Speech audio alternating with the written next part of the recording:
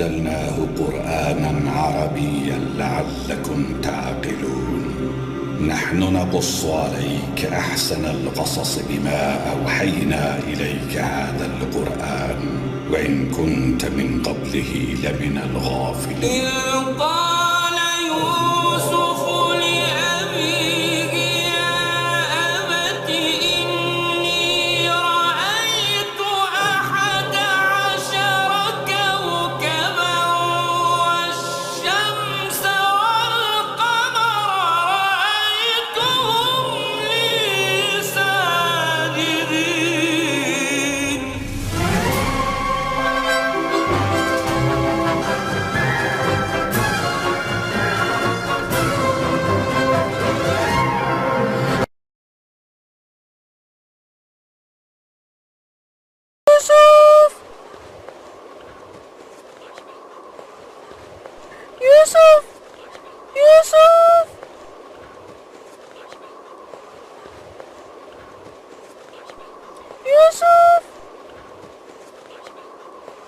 ويني أملاكي واقودي واقودي واقودي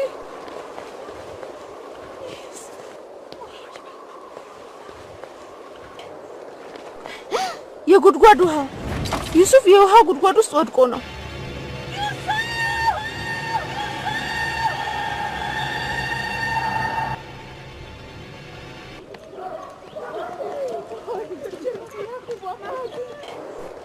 ህፃኑን ዩሱፍን ምን አገኘው ምን ተከሰተ ተናገሩ የተከሰተውን ነገር እናውቅ ዘንድ ተረጋጊ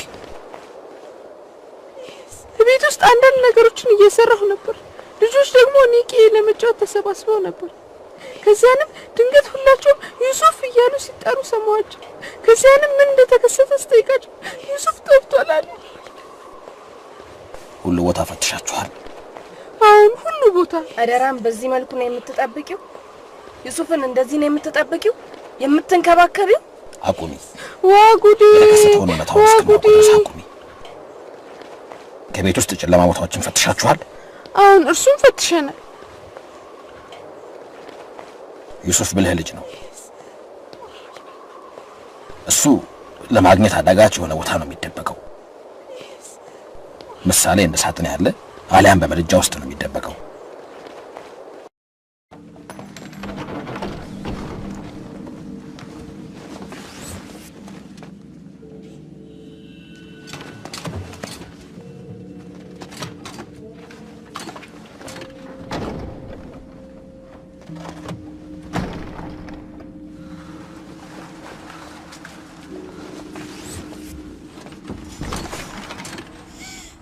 ويني أملاكي يوسف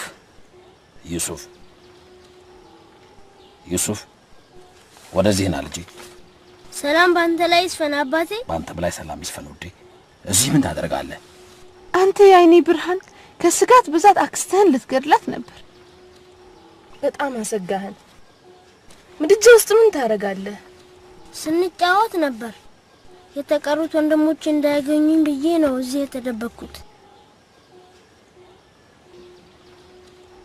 ፋይቃ እንደዚህ ከዩሱፍ ላይ መዘናጋት አይገባሽም ነበር ዩሱፍ እዚህ ቢታፈን ኖሮ ምን ታረጊ ነበር እህቴን ራሂልን ልጇን ዩሱፍን ለመጠበቅ ቃል ገብቼላት ነበር ከዛሬ ጀምሮ ከኔ እንዲሰወር አልፈልግም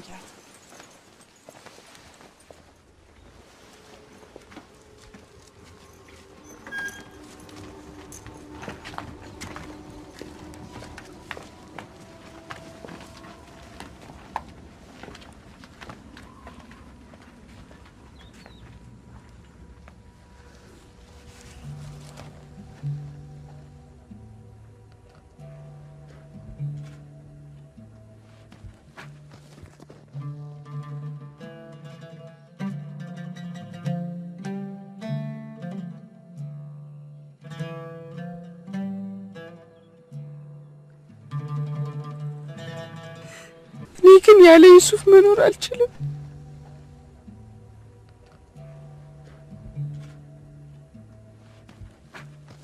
ለያ እባክሽ አትውቀሽኝ ይቺ በእድሜዋ መጨረሻ ብቻዋን የምትኖር ደካማ ሴት ካልሹ ነገር ሐሳብሽ እንድትቀይሪ ትለምንሻለች እኔ ካልኩት ነገር ለመቼም ሐሳቤን አልለውጥም።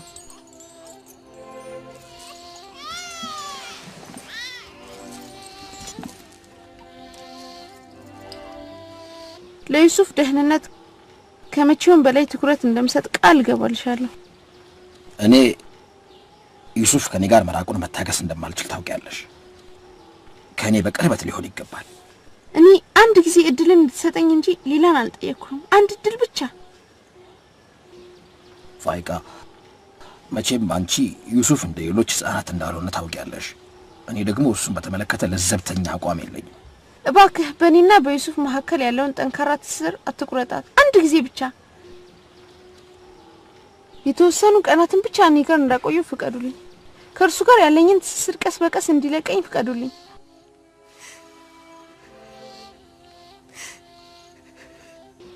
እኔ ከአቋሜ ፍንክች አልልም። ለያ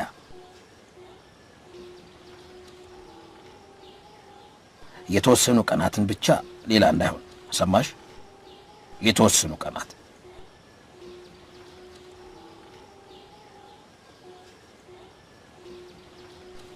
አሁን የተወሰኑ ቀናትን ብቻ ራሴ ወደ እናንተ እንደምመልሰው ቃል ገባላችኋለሁ። ውዴ እንሂድ።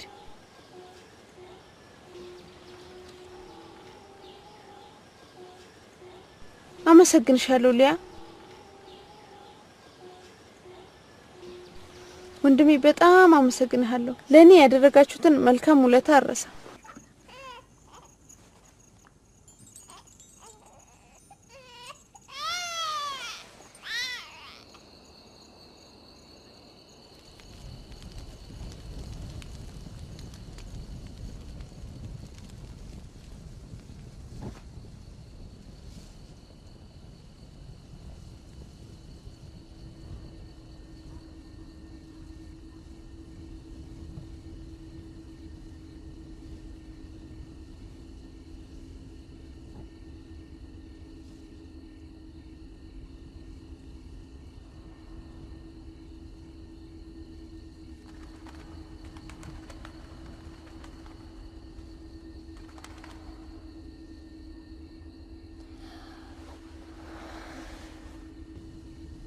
አክስቴ አሁንም ነቅተሻል እንዴ? እንቅልፍህን ቀጥል ፍቅሬ። እንቅልፍ አልያዘኝም።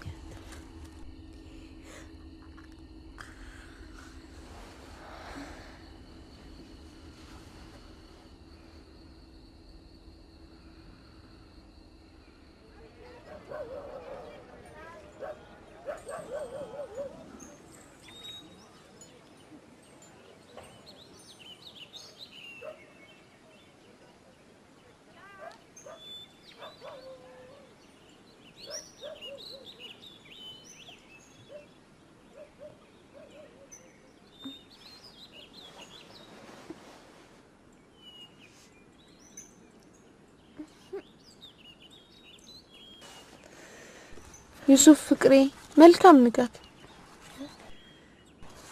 አንቺ ሌሊቱን በሙሉ አልተኛሽም። ከእንቅልፌ ብዙ ጊዜ ነቅቼ ነበር፣ ግን ንቁ ሆነሽ ነው ያየሁሽ።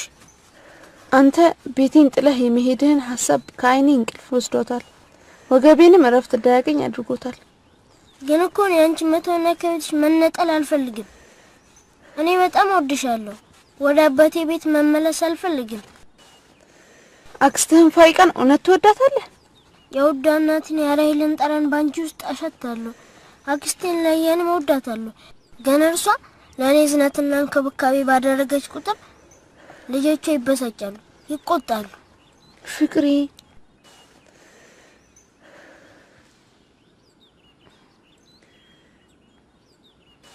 በእውነት አንተ አክስትህ ጋር መቆየት ትፈልጋለህ? አንተን እኔ ዘንድ ለማቆየት አንድ ሐሳብ መጥቶኛል፣ ግን በዚያ ላይ ልታግዘኝ ይገባል።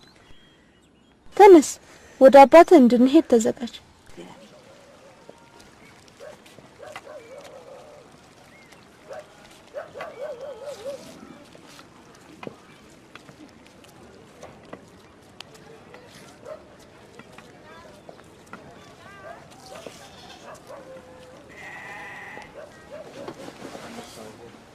ሰላም ባንተ ላይ ይስፈን አባቴ።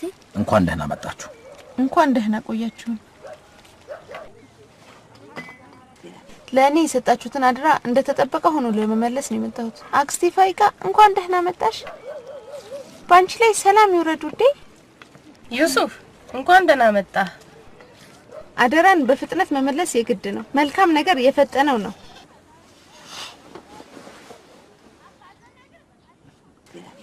ፈቃደኛ ከሆናችሁ ወደ ቤቴ መልሷለሁ። በፍጹም እኔ ዛሬ ስለመለስሽው አመሰግንሻለሁ። ባለፉት ቀናት እርሱን በመንከባከብ ያደረግሽውን ጥረትና ልፋት ቦታ ሰጥቷለሁ። ዩሱፍ ና እንጫወት፣ እንሂድ።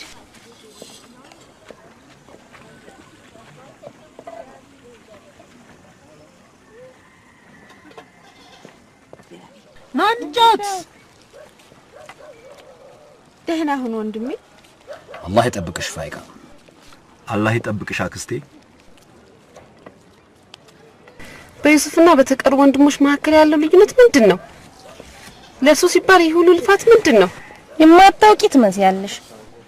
ያዕቆብና እህቱ ፋይቃ ከተቀሩት ልጆቻችን ሁሉ ዩሱፍን ያስበልጣሉ።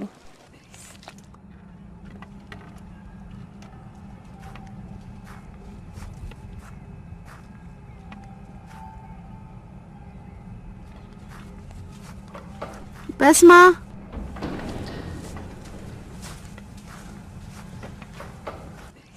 በስማ።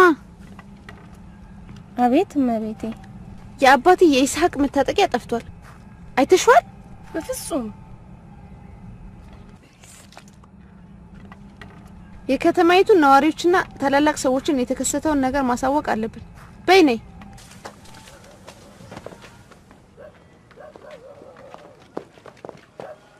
ዲና ረጋ በይ። መልካም። ሸምዑን፣ ይሁዳ፣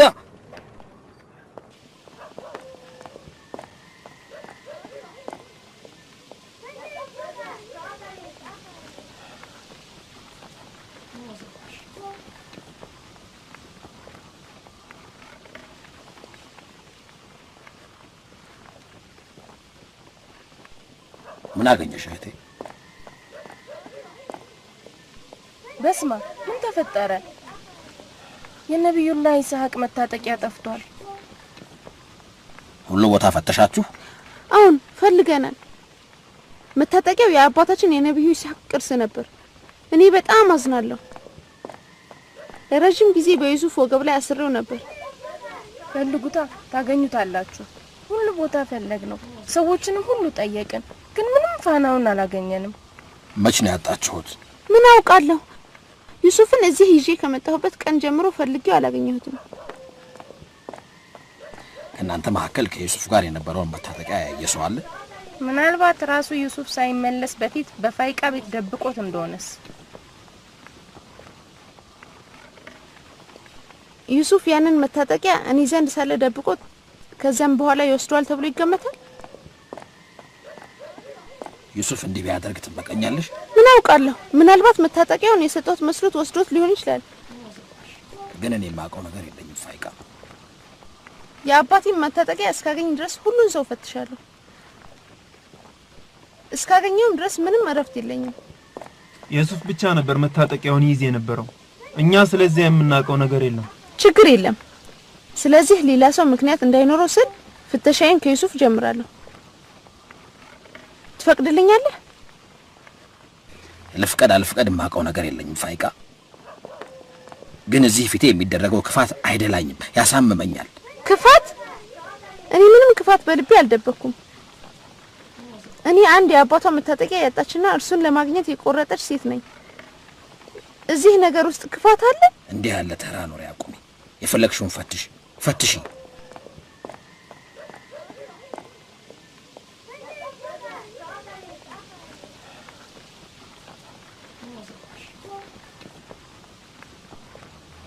መታጠቂያውን አግኝቼዋለሁ። አያችሁ፣ አልዋሸሁም። መታጠቂያው ይህ ነው። ዩሱፍ፣ እንዴት ያለ ወንጀል ነው የሰራኸው? ዩሱፍ ወንጀል አልሰራም፣ ስርቆት ነው። ይህ ምን ችግር አለበት?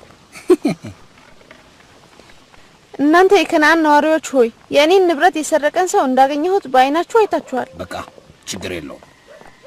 መታጠቂያውን አግኝተሻል። ያዥና ሂጂ። እንደዚህ ቀላል አይደለም ወንድሜ። የከናን ሰዎችን ህግና ደንብ ረስተህ ነው ልበል? በከናን ነዋሪዎች ህግ መሰረት አንድ ነገር የተሰረቀበት ሰው ሌባውን ለ4 አመት ባሪያው እንደሚያደርገው እዚህ ያሉ ሰዎች ሁሉ ያውቃሉ። እንዴት ደስ ይላል! እንግዲያውስ ዩሱፍ ወደ ባርነት ሊለወጥ ነው። እኔ የህዝቦችን ህግ ከማንም በላይ አውቃለሁ። ግን አንቺ ዩሱፍን ባሪያ ለማድረግ ትፈልጊያለሽ አይደል? ከዚህ አቋሜ ለአይን እርግብግቢት ያህል እንኳን አልዘናጋም። ወይስ ከቀደምት የከናን ሰዎች ህግ ትዘናጋለህ ብዬ ልበል? ይሄን ከንቱ ንግግርሽን አቁሚ። እኔ በዚህ ተራ ህግ አላምንም። እና ሚህቴ ልጅ ባሪያ እንድታደርጊው አልፈቅድልሽም። እናንተ ነብያት ዘር አይደላችሁም እንዴ? ስለዚህ የከናን ህዝቦችን ህግ ከማንም በላይ ጠባቂዎች ልትሆኑ ይገባል። አለበለዚያ ግን ሰዎች ህጉን ለመዳፈር መንገድ ያገኛሉ። ግን እኮ ዩሱፍ ትንሽ ልጅ ነው። እንዴት ባሪያ ይሆናል ተብሎ ይታሰባል? በትንሽና በትልቅ መካከል ምንም ልዩነት የለውም። ይህች በሁሉም ላይ የተደነገገች ህግ ነች። ለእርሷ መንበርከክ ግድ ይለናል። እኔ በዚህ ጉዳይ ሴራ እንዳለበት አውቃለሁ። ግን አሁን ማጋለጥ አልችልም። ዩሱፍን ይቀር አላለውም ካልሽ እኔም ፍላጎቴን ለመተው እገደላለሁ። የእኔን ንብረት የሰረቀን ሰው አግኝቻለሁ። ይቅር አልለውም።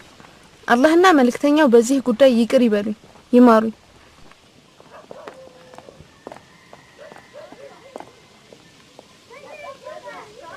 እንሂድ ዩሱፍ። አንተ ከዛሬ ጀምሮ ለ4 አመት ያህል የኔ ባሪያ ነህ። የዚህ ሁሉ አድናቆት ውጤት ነው። መቼም እስካሁን እንደዚህ ብዙ የሚቆላመጥ ልጅ ባሪያ ሆኖ አይተን አናውቅም።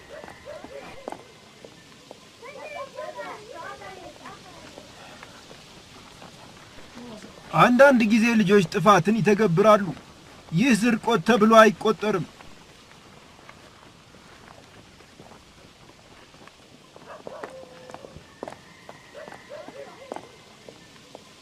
ለእህትህ እንዴት ፈቀድክላት? እህትህ ፋይቃ እርሱን ከመንከባከብ የደከመች ነች። ግልጽ የሆነው ነገር ዩሱፍ መስረቁ ነው። ያንን መከላከል አንችልም። አታስቢ፣ እሱ ክፉ ቦታ ላይ አይደለም።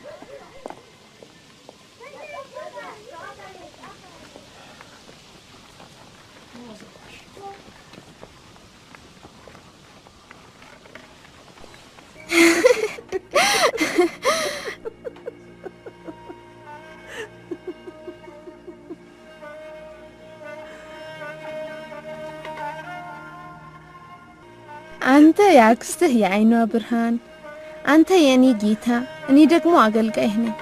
አንተ የወንድሜ ወራሽና የዚህ ቤተሰብ አለቃ ነህ። ባንተ እንጂ በሌላ የማይገጥመውን የዚህ መታጠቂያ ወራሽ ነህ።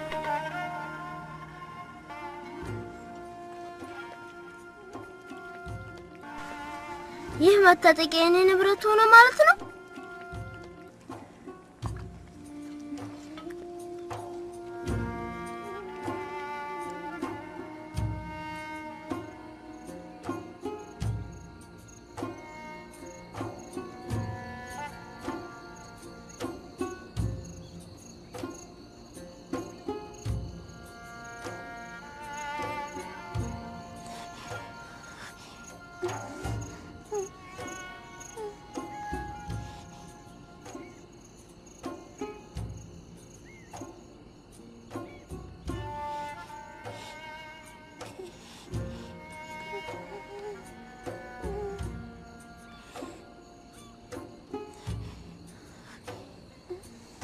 ዩሱፍ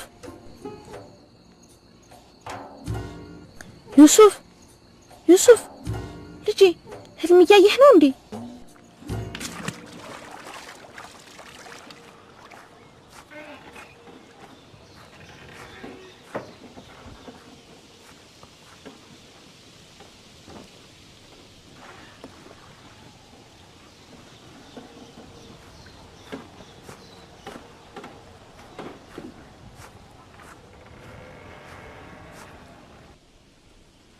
السلام عليكم. ሰላም ባንተ ላይ ይሁን ልጄ። አንተ የአላህ ነብይ ይቅር ብለኸኝ ይሁን ወደ ቤትህ እንድገባ ትፈቅድልኛለህ? ያደረግሽውን ነገር ባታደርጊ ኖሮ ይቅር አላልሽም ነበር። በከተማይቱ ነዋሪዎች ሕግ መሰረት ነው የተገበርሽው። ከዚያም ዩሱፍን በሁለቱም እጆችሽ ወሰድሽው። ይቅር ማለትና መታገስ የአላህ ነቢያት ጌጥ ነው። እኔ ደግሞ አላህን ጥሩ ባሪያው እንደሆን ጠይቀዋለሁ። እኔ እዚህ ጋር ይቅር የምለው ወንጀል አይታየኝም። ዛሬ ምን አመጣችሁ? ዩሱፍ ካልመጣሁ ብሎ ነው። ሌሊት አንድ ህልም አይቶ ላንተ ለመንገር ቸኩሏል። ያየው ህልም በመልካም ነገርና በበረከት የተሞላ ስለመሆኑ ጥርጥር የለውም። እሱ የሸይጣን ዳበሳ የማይነካካውና ቅዠት የሚያይ አይደለም። መልካም። በህልምህ ምን አየህ ውዴ? በህልሜ እኔና ወንድሞቼ አንድ ላይ እየተጫወትን አየሁ። በድንገት አንዲት ንፋስ ነፈሰች።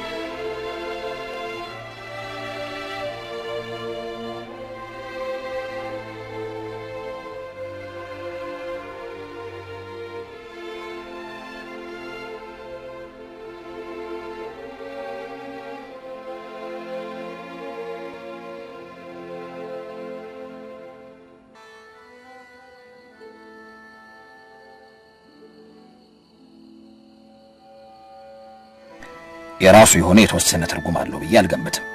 ይህችን ህልም ለመተርጎም ትንሽ አእምሮዬን መጠየቅ አለብኝ። ከዚያም ወደ አንድ ቁም ነገር እንደርሳለን። እናንተ የበግ መንጋዎቹ ማውጣት አይተበቀባችሁ? ባሉ ሄዱ።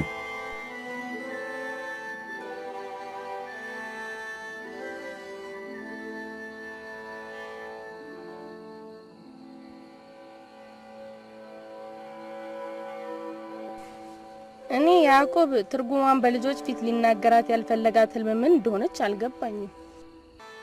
የዚህ ትርጉም ግልጽ ነው ዘይፋ። ይህ ማለት ዩሱፍ ከሌሎች ወንድሞቹ እንደሚበልጥና ከነርሱ በላይ እንደሆነ ያሳያል። ልጆቹ የዚህን ትርጉም የጠረጠሩ ይመስላሉ። ፊታቸው ላይ መረበሽን አይቻለሁ። በነፍሳቸው ላይ የተንጠለጠለውን ጥርጣሬ ለማስወገድ ወደ እነሱ መሄድ አለብኝ። ዩሱፍ ህልሙን ባይናገር እንዴት ጥሩ ነበር። ዳቦና ተምረን አዘጋጅልኝ። ከጥቂት ጊዜ በኋላ ወደ እነርሱ እሄዳለሁ።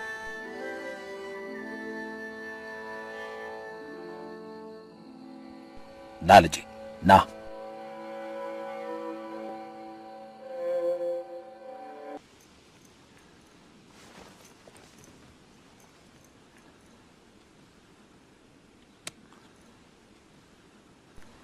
ባንተ ውስጥ አንዳንድ ነገሮችን ተስፋ አድርግ ነበር። አሁን ደግሞ ትክክለኛ የነበርኩ መሆኔ ተረጋገጠልኝ። ካሁን በኋላ ባሉት ጊዜያት ሌሎች ሰዎች ባንተ ላይ የሚቀኑብህ ከፍተኛ ቦታና የላቀ ደረጃ እንደሚኖር አበስራለሁ።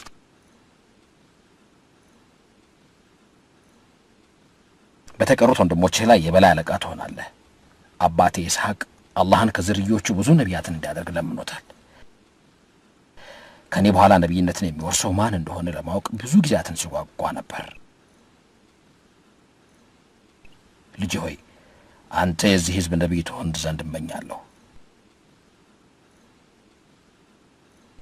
አላህ ከተንኮሎች ሁሉ ይጠብቅህ፣ ከጥፋት ሁሉ ይንከባከብህ። ለረጅም ጊዜ እንጠብቀው የነበረው ልጅ ትሆናለህ ብዬ ገምታለሁ።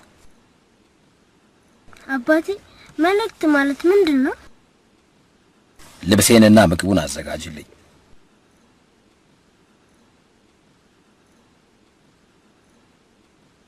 ልጅ ሆይ ነቢያቶች ወደ አላህ ፍጥረታት የሚላኩ መልእክተኞች ናቸው። ሰዎችን ወደ አላህ መንገድ፣ ወደ ቀጥተኛው ጎዳና፣ ወደ ተሟላው መንገድ ሰዎችን የመምራት ኃላፊነት አለባቸው። ህልምህን ለማንም አትንገር፣ በተለይ ለወንድሞች። ለምን አባቴ? ወንድሞችህ እኔ የማውቀውን ነገር ካወቁ በልባቸው የቅናትና የምቀኝነት እሳት ትቀጣጠላለች። ከዚያም እኔን ካንተ ጋር ጨምረው ይጠሉናል። ያዕቆብ ንግግርህ ያስፈራኛል። ይህ ለዩሱፍ ያለኝን ጥበቃና እንክብካቤ ከሌላው ጊዜ የበለጠ እንድንጨነቅለት ያደርገኛል።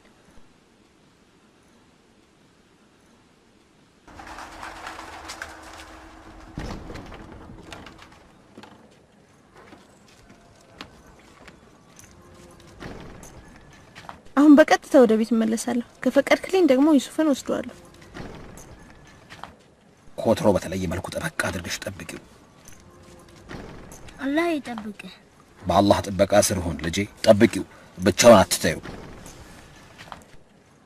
ከተመለስክ በኋላ እንድታየው ማታ መጣዋለሁ።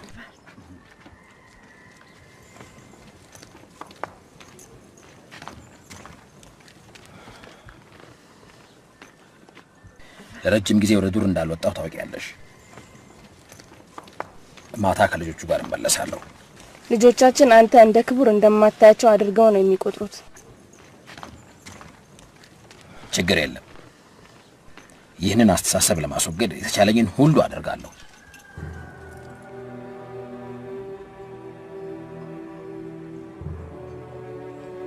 ራሄል ዩሱፍና ቢንያምን ከወለደች በኋላ ሌሎች ልጆቹ ምንም አይነት እንክብካቤ ማድረግ አቁመዋል። በአላህ ጥበቃ ስር በአላህ ጥበቃ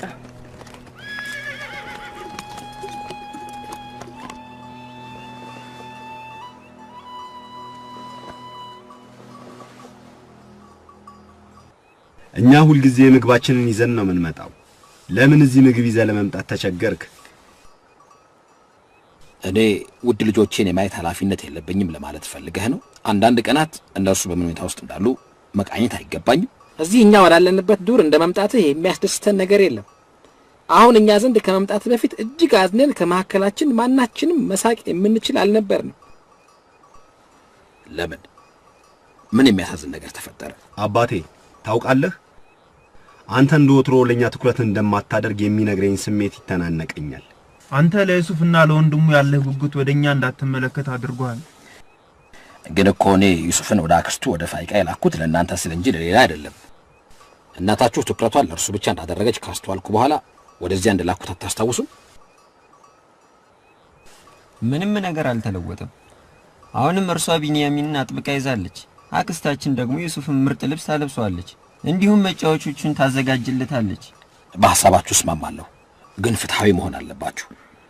ዩሱፍንና ቢንያሚንን እናት አልባነታቸውን በማያስታውሳቸው መልክ ልንንከባከባቸው ይገባል። እኛ ዩሱፍ ባያት ህልም እጅግ አዝነናል አባቴ። እኛ የቤተሰቡ ጠንካራ ወንዶች አይደለንም? እኛ የከባድ ነገር ኃላፊነት የምንሸከም ሰዎች አይደለንም? ዩሱፍ ካንተ በኋላ ያንተ ምትክ ይሆናል ተብሎ እንዴት ይታሰባል? ግን እኮ ዩሱፍ ያያት ህልም ሌላም ትርጉም ይኖራታል። ዩሱፍ እሱ ያዛት ዘንግ አረንጓዴ ዛፍ ሆና ጥሏን በእናንተ ላይ ያጣለለች መሆኗን አልተናገረምን? ይህ የሚጠቁመው አንደኛ ዩሱፍ ሁሉንም ወንድሞቹን የሚወድ መሆኑን ነው። አሊያም እርሱ ለሁሉም አዛኝና ሩህሩህ መሆኑን ነው። ይወዳቸዋል፣ ይንከባከባቸዋል፣ ለእነርሱም ይዋደቅላቸዋል። አንተ ያልከው ትርጉም እኔና ወንድሞቼ ከተረጎምነው ትርጉም የተለየ መስሎ ይታየኛል። እኔ በሚገባ አልተረዳሁም። ይህ ማለት ዩሱፍ ያንተ ምትክ አይሆንም ማለት ነው? ከኔ በኋላ ያለውን ምትክ የሚመርጠው አላህ ነው። ከናንተ መካከል አላህን እጅግ የሚፈራው ነው። አሁን እናንተ ከሐሜትና ከውትወታ ቆጠቡ ይሻላችኋል። ዩሱፍና ቢንያሚን ወንድሞቻችሁ እንጂ ጠላቶቻችሁ አይደሉም። እኔ ሁላችሁንም ወዳችኋለሁ። እያንዳንዳችሁን ጠይቃችኋለሁ። አላህ እንዲወዳችሁ ስትሉ ከፊላችሁን መውደድ አለበት። እናንተ የቤተሰቦቼ ጠንካራ ወንዶች መሆናችሁን አትርሱ። እናንተ የቤተሰቡ መሪ፣ የኔ ተስፋና መመኪያ ናችሁ። ዛሬ እኔ በእናንተ ላይ በመተማመን አይኔ የተረጋጋበት ዕለት ነው። እናንተ ጀግኖች ብርቶች ናችሁ። እኔ ዙሪያ እስካላችሁ ድረስ ሐዘንና ትካዜ አይገባችሁም። ሐዘንና ትካዜ ከአባታችሁ ጫንቃ ላይ መውረድ አለበት። አባቴ ላንተ መቸገር ሰበብ በመሆናችን ካንተ ይቅርታ እንጠይቃለን። ይቅር በለን። ተውቢን፣ ሸምዑን ተነሱ፣ መንጋዎቹን የሚያጠቃ ተክላው መጥቷል።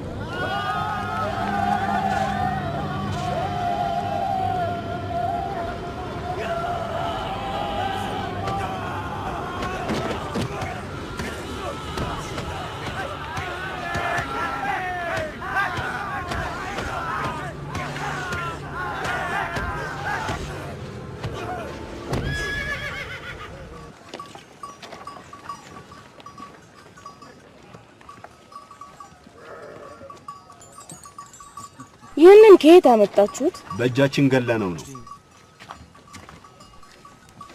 መንጋዎቹን ለማጥቃት ፈልጎ ወረን ገደል ነው። ያጠቃናል ብላችሁ እንኳን አልፈራችሁም? እኛ ነን ያጠቃነው።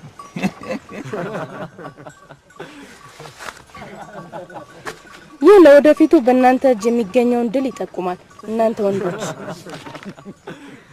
ይህንን ለመግደል አንተም እንዳገዝካቸው አያጠራጥርም። እውነቱን ለመናገር እኔ እነሱን የምረዳበት ጊዜ እንኳን አላገኘሁም።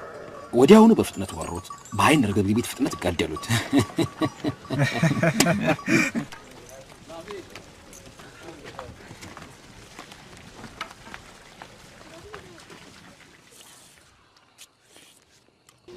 እኛ የምንበላው ምግብ እያዘጋጀን ነበር። ከዚያም መንጋዎቹ ከኛ እይታ ውጭ ሆነው ተኝተው ነበር። ከዚያም አንድ ትልቅ ተኩላ መንጋዎቹን ሊያጠቃ ሲል አየነው። እውነት ነው። አጠቃንና ገደል ነው። ይህ የሚያስፈራ ነገር አይደለም እንዴ? እንዴት እንዲህ ማድረግ ቻላችሁ? ጉዳዩ በጣም የሚገርም ነው። ተኩላው መንጋዎቹን ሊያጠቃ ፈለገ። ከዚያም ተባብረን አጠቃ ነው። ከዚያም ከኛ መካከል ሁሉም በተቻለው ነገር ቀጠቀጠው። በትልቅ ዱላ አናቱን መታውት። ከዚያም ላዊ በትልቅ ድንጋይ አናቱን መታውና ራሱን ስቶ ወደቀ። እኛንም ለማጥቃት ሞክሮ ነበር። እኛንም ሊነክሰን ሲሞክር ፈርተን ነበር። ከናንተ ጋር ሆኜ ቢሆን ምን ነበረበት? አባቴ ከዕለታት አንድ ቀን ከወንድሞቼ ጋር ወደ ዱር እንድሄድ ትፈቅድልኛለህ? አሁን ትንሽ ልጅ ነህ ውዴ። ትልቅ ስትሆን ከነርሱ ጋር ትሄዳለህ። ሮቢን፣ ይሁዳ፣ ኑ ወደዚህ ተነሱ፣ በፍጥነት ተነሱ። ከነርሱ ጋር ልሂድ? ሂድ። ሂዱና የተኩላውን ሬሳ ለከነዓኖች ስጧቸው።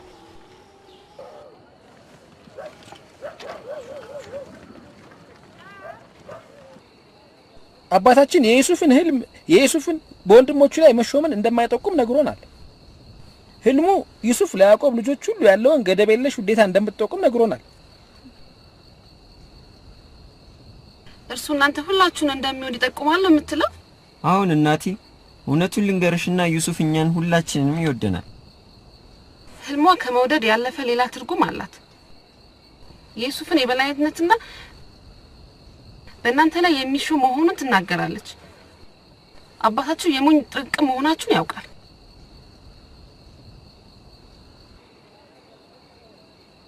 እውነት ብላችሁ አትቀበሉ። ያዕቆብ ዝም ሊያሰኛችሁ ፈልጎ ነው። በለሃ እንዲህ ስትል ነበር፣ ይህች ህልም እውን ከሆነች የዩሱፍን የበላይነትና በእናንተ በሁላችሁም ላይ ተሻሚ መሆኑን ትጠቁማለች። እኛ ሁሉ ጊዜ ከዩሱፍ ጋር እንጫወታለን። ከሱ ጋር ደስ የሚል ጊዜ ነው የምናሳልፈው። አባት እኮ ነው። በልጆቹ መካከል የምቀኝነት ስሜት እንዳትንሰራፋ ይሰጋል። ዩሱፍን እንደርሱ እንድትወዱት ሊያታልላችሁ ነው የሚፈልገው።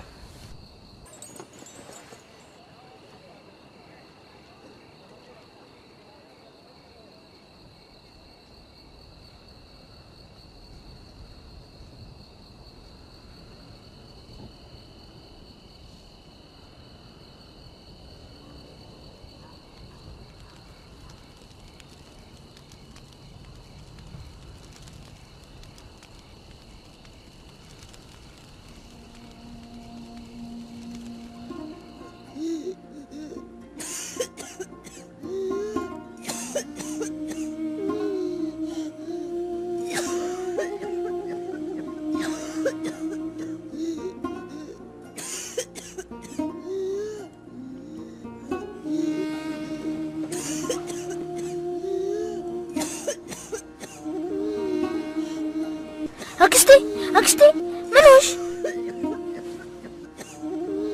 አክስቴ በስማ ምን ተከሰተ ዩሱፍ? አክስቴ ምን ሆንሽ? እመቤቴ ሂጂና ለአባቴ ንገሪ።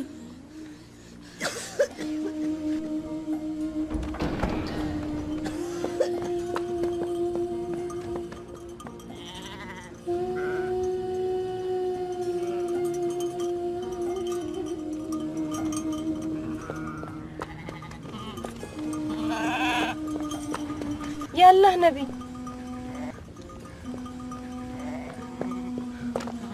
አክስቴ ፋይቃ እመቤቴ በጥሩ ሁኔታ ላይ አይደለችም። እባክህ ከኔ ጋር እንድትመጣ ያላህ ነብይ። ምን ሆነ አይሆን?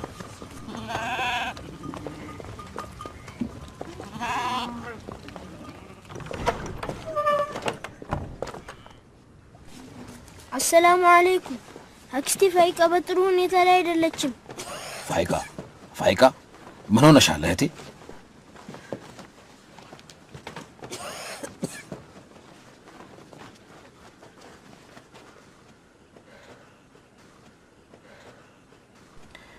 የሞት ጊዜ ይቀርባል።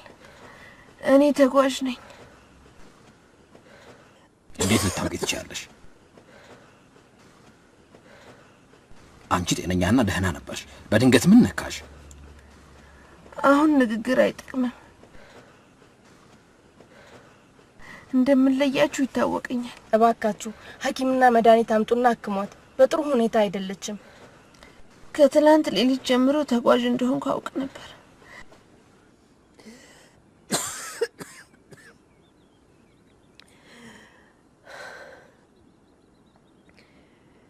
እነኚህን ንግግሮች ስሙኝ። እኛን ለመለየትና ወደ ቤትሽ ለመመለስ ችክ ስቲ ያንን አውቄ ነበር። ትንሽ እስትንፋስ እንጂ ሌላ መናገር አልችልም። ያለኝን ነገር ሁሉ ለውዴ ለዩሱፍ ሰጥቼዋለሁ። ይቅርታ እንዲያደርግልኝ ጠይቀዋለሁ።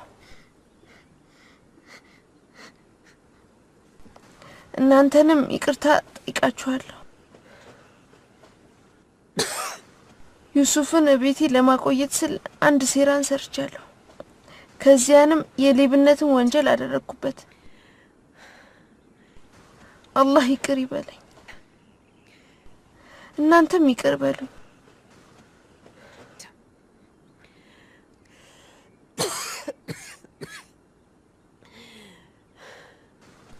ውዴ ዩሱፍ ሌባ አይደለም። ወገቡ ላይ መታጠቂያውን የደበኩበት እኔ ነኝ።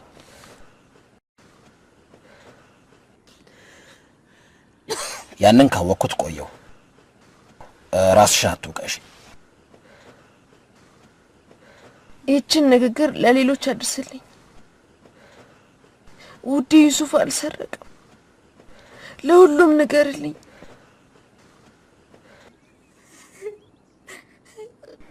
እባክሽ ምንም እንዳይሰማሽ። ለብቻ ሆነህ ላናግርህ እፈልጋለሁ።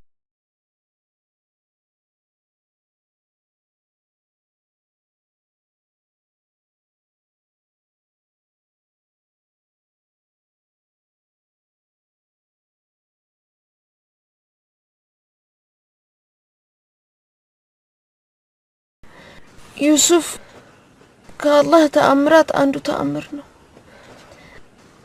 እሱ በከፊል ሰዎች ላይ አምላካዊ እዝነትና ጸጋ ሲሆን፣ በሌሎች ላይ ደግሞ ቁጣና በቀል ነው። በከፊል ሰዎች ላይ ምቀኝነትና ቅናትን ተመልክቻለሁ። ዩሱፍን ጠብቀው። እርሱ ካንተ በኋላ የነብያት ወራሽ ነው።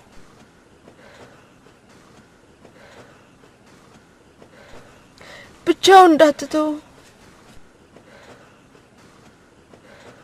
አደራህን። ከዓይኖችህ ስር እንዳይጠፋ።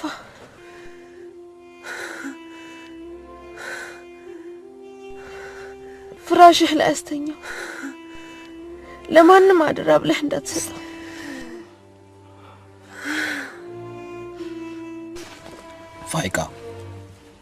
ፋይቃ በአላህ ጥበቃ ስር ሁኚ ፋይቃ።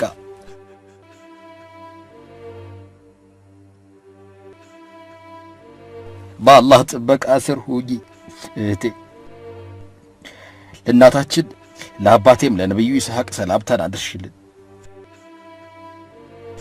ለባለቤቴ ለረሂልም ሰላምታን አድርሽልን። ለአያታችንም ለአላህ ወዳጅ ለኢብራሂም አድርሽልን።